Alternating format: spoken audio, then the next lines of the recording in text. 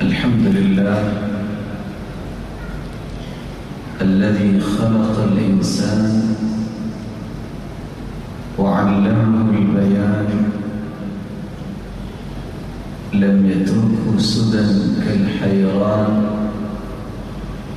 بل بعث إليه رسوله لتعليم الحديث والقرآن، فمن عمل بهما دخل برضا الله جل وعلا في الجنان،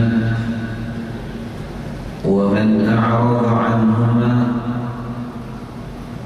دخل بمشيئة الله تعالى في النيران والعياذ بالله. والصلاة والسلام على من بلغ الرسالة وأدى الأمانة ونصح الأمة، وتركنا على المحجة البيضاء ليلها كنهارها، لا يزيغ عنها إلا هالك. أما بعد، فأعوذ بالله من الشيطان الرجيم.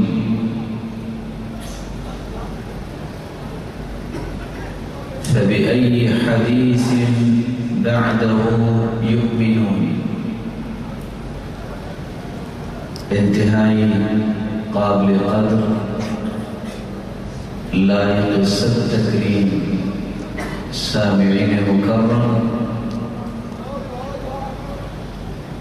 اللہ رب العزت جو ہم سب کا خالق ہے، مالک ہے، اللہ رب العزت جس نے ہمیں لاکھوں نعمتوں سے نوازا ہے، ان نعمتوں میں سے ایک نعمت اللہ رب العزت نے جو مومنوں کو عطا کی ہے، جو سب سے بڑی نعمت ہے کہ ہم سب کے لیے ہادی و مرشد محمد رسول اللہ صلی اللہ علیہ وسلم کو بنا کے بھیجا۔ سرتاج رسول صلی اللہ علیہ وآلہ وسلم جس طرح اپنی ذات کے اعتبار سے پوری کائنات سے اعلیٰ ہے، آپ کے اقوال اور اعمال مبارکہ بھی پوری کائنات سے اعلیٰ اور ارفع اور اسما ہیں۔ آپ کی زبان مقدس سے نکلی ہوئی ہر بات، آپ کا عمل مبارک ہم سب کے لیے نمونہ ہے۔ ایک مسلمان کو کامیاب زندگی گزارنے کے لیے کس چیز کی ضرورت ہوتی ہے؟ قرآن مجید کی ضرورت ہوتی ہے، اور قرآن مجید کی صحیح ترین وضاحت حدیث کی ضرورت ہوتی ہے۔ رسول اللہ صلی اللہ علیہ وآلہ وسلم نے کس انداز سے امت کی تربیت فرمائی اور کن کن عوامل کو اختیار کیا، ان تمام عوامل کو جمع کیا جائے تو دو نقطے سامنے آتے ہیں: یتلو علیہم آیاتی ویزکیہم ویعلمہم الکتاب والحکمہ۔ سرتاج رسول قرآن پڑھ پڑھ کے سناتے جس سے دلوں کا زنگ دور ہوتا، اور پھر مطلوع آیات کی روشنی میں تزکیہ فرماتے اور کتاب و حکمت کی تعلیم دیتے تاکہ تربیت کے نقوش گہرے ہو جائیں۔ آج کی اس مجلس میں ہماری گفتگو کا محور صرف ایک نقطہ ہوگا: حدیث کیا ہے، حدیث کی اہمیت کیا ہے، حدیث کی فضیلت کیا ہے، اور ایک بندہ مومن اس حدیث کا محتاج کتنا ہے. اللہ رب العزت ہم سب کو اس نعمت کو نعمت سمجھنے کی توفیق عطا فرمائے. حدیث کا مطلب ہے گفتگو. حدیث کا مطلب ہے کلام. حدیث کا مطلب ہے بات چیت. اللہ رب العزت کی کلام کو بھی حدیث کہا گیا ہے. یعنی قرآن مجید کو بھی اللہ رب العزت نے جب مخلوق کے سامنے پیش کیا تو اس کی تعبیر کے لیے جن الفاظ کا چناؤ کیا وہ حدیث کے الفاظ ہیں. چنانچہ ارشاد ربانی ہے اللہ نزل احسن الحدیث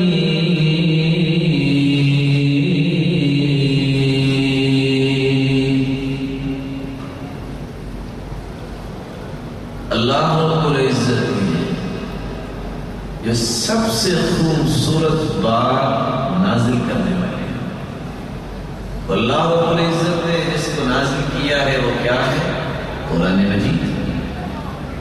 تو قرآن مجید کے لیے بھی اللہ رب العزت نے جن الفاظ کو چنا ہے وہ حدیث کے الفاظ. بلکہ دوسری جگہ فرمایا وَمَنْ أَصْدَقُ مِنَ اللَّهِ حَدِيثًا. اللہ سے بڑھ کر بات میں کون سچا ہو سکتا ہے؟ اور اللہ کی حقیقی کلام گفتگو قرآن مجید. تو قرآن مجید کو بھی اللہ رب العزت نے حدیث کہہ کے بیان کیا. تیسری جگہ فرمایا أَفَمِنْ هَذَا الْحَدِيثِ تَعْجَبُونَ.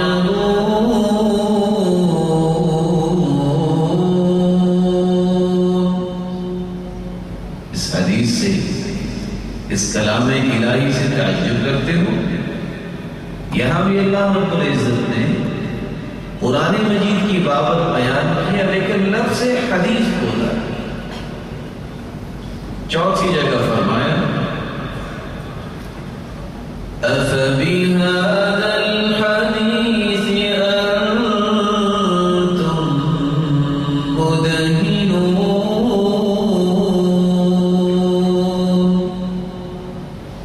کیا مذاق کرنا تمہیں حدیث کے ساتھ ہی آتا ہے؟ یعنی اللہ کی کلام کو ہی تم مذاق کا نشانہ بناتے ہو. تو یہاں بھی قرآن مجید کے اللہ تعالیٰ نے جن الفاظ کو پسند کیا حدیث کے الفاظ کو پسند کیا. بلکہ اللہ رب العزت نے جب چیلنج کیا کوئی ہے جو اس طرح کی کلام لے آئے تو وہاں بھی لفظ کون سے استعمال کیے؟ فَلْيَأْتُوا بِحَدِيثٍ مِثْلِهِ إِن كَانُوا صَادِقِينَ.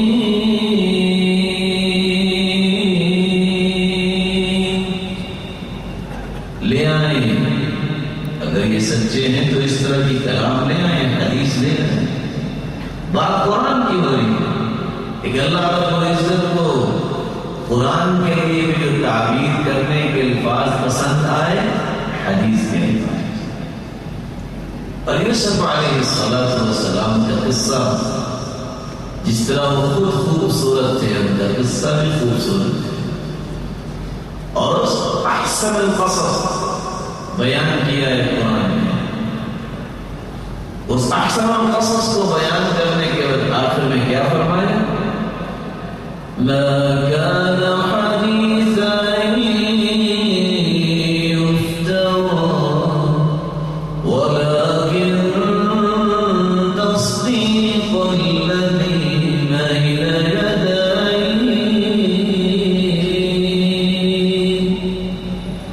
یہ قصہ جو قرآن مجید میں ہے یہ حدیث گھڑی ہوئی نہیں ہے، یہ من گھڑت قصہ نہیں ہے، یہ تو سچا قصہ ہے، تصدیق کرنے والا ہے۔ اللہ رب العزت نے قرآن مجید میں یوسف علیہ السلام کا قصہ بیان کیا، اور اللہ رب العزت کی حقیقی کلام ہے قرآن مجید، لیکن اس کے لیے جن الفاظ کو پسند کیا، حدیث کے الفاظ کو پسند کیا، بلکہ اللہ رب العزت تو یہاں تک فرما رہے ہیں فَبِأَيِّ حَدِيثٍ بَعْدَهُ يُؤْمِنُونَ۔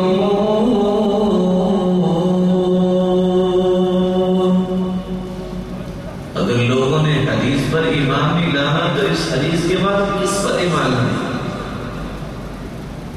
قرآن کو بھی اگر نہیں مانا تو کون سی کتاب ہے، کون سی حدیث ہے، کون سی کلام ہے جس پر یہ ایمان لائیں گے؟ یہی تو وہ کلام ہے جو پوری کائنات کی کلاموں سے افضل ہے، اور اس کا اعتراض ہے کیونکہ یہ اللہ کی کلام ہے۔ آپ نے بیت اللہ تو دیکھا ہو، بیت اللہ اللہ کا گھر تو دنیا میں گھروں کی تعداد میں ہے، لیکن بیت اللہ میں خلاف کیوں ہے؟ کیونکہ اس جیسا گھر دنیا میں نہیں ہے۔ کتابیں تو اربوں کی تعداد میں پرنٹ ہو چکی ہیں، لیکن قرآن مجید میں خلاف کیوں چڑھایا جاتا ہے؟ کیونکہ کائنات میں اس جیسی کتاب بھی کوئی نہیں ہے۔ اور اگر تیسری بات بھی کہہ دوں، سن لیں گے؟ سنا دو۔ عورتیں تو بہت ہیں، اور سروے رپورٹ کے مطابق 56% عورتیں ہیں، لیکن صالحہ تقیہ مومنہ عورت پہ خلاف چڑھانے کا حکم کیوں ہے؟ کیونکہ اس جیسی عزت اور عصمت بھی کائنات میں کسی عورت کی نہیں۔ وہ کیا ہے؟ حجاب، پردہ۔ اس لیے رسول اللہ صلی اللہ علیہ وسلم نے فرمایا الدنیا كلها متاع وخير متاع الدنيا المرأة الصالحة۔ یہ دنیا ساری کا سارا معلوم ہوتا ہے، لیکن سب سے مہنگی چیز نیک عورت ہے۔ اللہ رب العزت ہمیں یہ بات سمجھا دے اور ہماری زندگیوں کے زاویے اور رویے درست فرما دے۔ تعجب کی بات یہ ہے، انسان بڑا بڑا لکھا ہوتا ہے اور کہتا ہے میں ویل ایجوکیٹڈ، اور اگر پردے کی بات آ جائے تو کہتا نہیں پردے کی کیا ضرورت ہے۔ میاں بیوی دونوں چونکہ مہذب ہوتے ہیں، بیوی کو پردہ نہیں کرنا آتا اور میاں جی کو غصہ نہیں آتا، دونوں ہی مہذب ہو رہے ہیں۔ اللہ ایسی تہذیب سے ہمیں محفوظ کرنا۔ تعجب اس بات میں ہے، ڈاکٹر آپریشن تھیٹر میں جاتا ہے، مرد نہ جانے کیوں گلوز استعمال کرتا ہے، یہ تو عورتوں کا کام ہے۔ لا تنتقب المرأة المحرمة ولا تلبس القفازين۔ احرام کی حالت میں عورت کو اجازت ہے کہ گلوز استعمال نہ کرے، اگر احرام نہیں تو گلوز بھی استعمال کرے۔ آپریٹ کرتے وقت ہوتا تو مرد ہے، گلوز کیوں پہنتا ہے؟ اور ہوتا تو مرد ہے، نقاب بھی کرتا ہے بھی کیا ہوا؟ آپ تو مرد ہو۔ نہیں، آپ کو پتا ہے کہ جراثیم بہت خطرناک ہے۔ اچھا، جراثیم سے بچنے کے لیے تو مرد بھی پردہ کرے، اور شیطانی جراثیم سے بچنے کے لیے عورت بھی نہ کرے۔ سبحان اللہ۔ اللہ ہماری عقلوں کو صحیح سلامت کام کرنے کی توفیق عطا فرمائے۔ خیر، یہ ایک بات جو ضروری تھی میں نے کہہ دی، اللہ تعالیٰ اس میں برکت فرمائے۔ حدیث کا مطلب کلام، اللہ کی کلام کو بھی حدیث کہتے ہیں۔ اللہ کی گفتگو کو بھی حدیث کہتے ہیں، اللہ رب العزت کی بات کو بھی حدیث کہتے ہیں، بلکہ فرشتوں کی کلام کو بھی حدیث کہتے ہیں۔ هل أتاك حديث ضيف إبراهيم المكرمين؟